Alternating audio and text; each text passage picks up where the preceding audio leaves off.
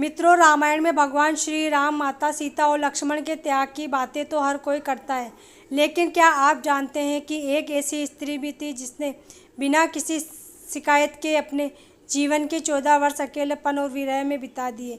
एक ऐसी पत्नी जिसने अपने पति के धर्म की रक्षा के लिए अपनी नींद, अपने सपने और अपनी पूरी जिंदगी तक त्याग दी। मित्रों, आज हम आपको रामायण का वो रहस्य बताने जा रहे हैं जो शायद आपने कभी नहीं सुना होगा। उर्मिला आखिर 14 वर्ष तक क्या करती रही? क्या सच में उन्होंने लक्ष्मण की नींद अपने ऊपर ले ली थी? और क्यों मेघनाद की पत्नी सुलोचना ने कहा था कि मेघनाद का वध केवल लक्ष्मण ने नहीं बल्कि एक पतिव्रता नारी के त्याग ने किया है? इस कहानी को सुनने के बाद आप उर्मिला के त्याग के आगे सिर झुकाने पर मजबूर हो जाएंगे। रामायण में कई ऐसे पात्र हैं जिनका त्याग इतना महान था कि इतिहास ने भी उनके दर्द को पूरी तरह नहीं समझा। आज हम आपको रामायण का वो अध्याय सुनाने जा रहे हैं जिसे सुनकर आपकी आंखें नम हो जाएगी। ये कहानी है उर्मिला के 14 वर्ष के त्याग की, एक ऐसी पत्नी की जिसने बिना किसी शिकायत के अपना पूरा जीवन धर्म और परिवार के लिए समर्पित कर दिया।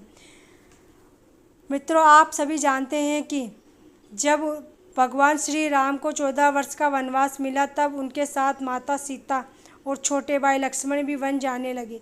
पूरा अयोध्या शोक में डूब गया था। हर तरफ रोने की आवाज़ें थी। महल के गलियारों में सन्नाटा पसरा हुआ था। लेकिन उस रात एक और हृदय टूट रहा था। वह थी लक्ष्मण की पत्नी उर्मिला। उर्मिला अभी नई नई दुल्हन बनी थी। हाथों में मेहंदी का रंग भी पूरी तरह फीका नहीं पड़ा था। आंखों में सपने थे पति के साथ जीवन बिताने के लिए। अगले ही पल सब कुछ बदल गया। मुझे भी साथ ले चलिए स्वामी। जब लक्ष्मण वन जाने लगे तब उर्मिला रोती हुई उनके सामने आ खड़ी हुई। कपकपाती आवाज़ में उन्होंने कहा, स्वामी, जहाँ पति होता है वहीं पत्नी का संसार होता है। मुझे भी अपने साथ वन ले चलिए। यह सुनकर लक्ष्मण की आंखें भी भर आई, लेकिन धर्म और कर्तव्य उनके सामने खड़े थे। उन्होंने उर्मिला का हाथ पकड़कर कहा, उर्मिला, अगर तुम भी मेरे साथ चली गई तो अयोध्या में माताओं का ध्यान कौन रखेगा? भैया राम और माता सीता की सेवा करना मेरा धर्म है और परिवार को संभालना तुम्हारा। यह सुनते ही उर्मिला का दिल टूट गया, लेकिन उन्होंने अपने आंसुओं को रोक लिया। वो वचन जिसने उर्मिला को पत्थर बना दिया। कथा के अनुसार वन जाने से पहले लक्ष्मण ने उर्मिला से एक वचन मांगा। उन्होंने कहा, उर्मिला, मेरे जाने के बाद तुम रोओगी नहीं। अगर तुम दुख में टूट गई तो परिवार भी टूट जाएगा। सोचिए मित्रों, जिस स्त्री का पति उससे 14 वर्ष के लिए दूर जा रहा हो वह रो भी ना सके। उस रात उर्मिला अकेले अपने कक्ष में बैठी, लेकिन उनकी आंखों से एक आंसू तक नहीं गिरा, क्योंकि उन्होंने अपने पति को वचन दिया था।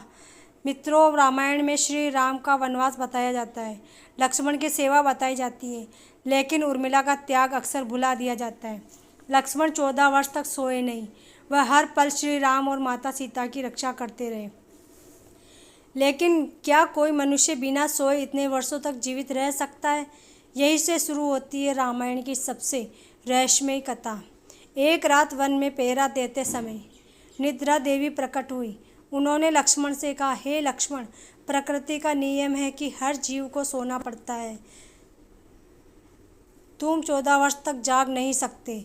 तब लक्ष्मण ने हाथ जोड़कर बोले, माता, मुझे अपने भैया श्री राम और माता सीता की रक्षा करनी है। अगर मैं सो गया तो उनका ध्यान कौन रखेगा? लक्ष्मण की भक्ति देखकर निद्रा देवी भावुक हो गई, लेकिन उन्होंने कहा, यदि कोई तुम्हारी नींद अपने ऊपर ले ले तभी ये संभव हो सकता है। और तभी लक्ष्मण के मन में उर्मिला का चेहरा आया। उर्मिला ने अपने पति का दर्द अपने ऊपर ले लिया। जब निद्रा देवी अयोध्या पहुंची, उन्होंने उर्मिला को सारी बात बताई। यह सुनते ही उर्मिला मुस्कुराई। उन्होंने बिना एक पल सोचे कहा, अगर मेरे स्वामी का धर्म पूरा होता है तो मैं 14 वर्ष तक सोने को तैयार हूँ। मित्रों, यह कोई साधारण त्याग नहीं था। एक नवविवाहित स्त्री जिसने पति के साथ जीवन के सपने देखे थे, वह पूरे 14 वर्ष तक अकेलेपन और विरह को स्वीकार कर रही थी। कथा के अनुसार उसी क्षण उर्मिला गहरी नींद में चली गई और लक्ष्मण 14 वर्ष तक बिना सोए भगवान राम की सेवा करते रहे। अब मित्रों, कहानी का सबसे रहस्यमय भाग शुरू होता है। रावण का पुत्र मेघनाद अत्यंत शक्तिशाली योद्धा था। उसे वरदान प्राप्त था कि उसका वध केवल वही कर सकता है जिसने 14 वर्ष तक नींद का त्याग किया हो। यही कारण था कि पूरी दुनिया में केवल लक्ष्मण ही उसे मार सकते थे।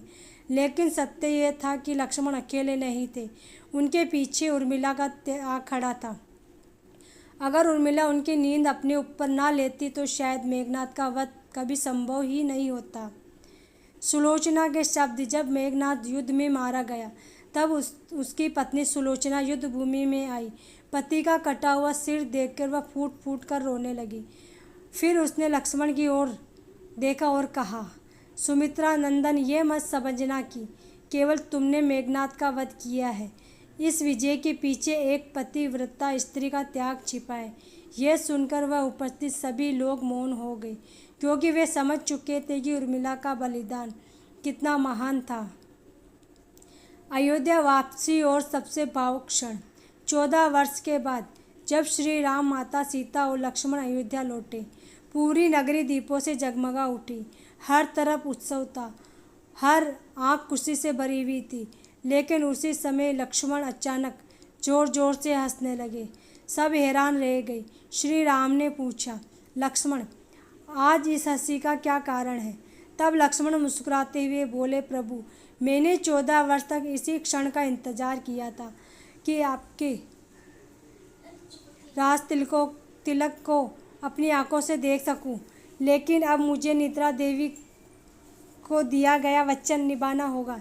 यह सुनकर उनकी आंखें भर आई, क्योंकि अब उन्हें सोना था। 14 वर्ष बाद जब उर्मिला की आंख खुली तो सबसे पहले उन्होंने पूछा, क्या मेरे स्वामी स्वस्थ है?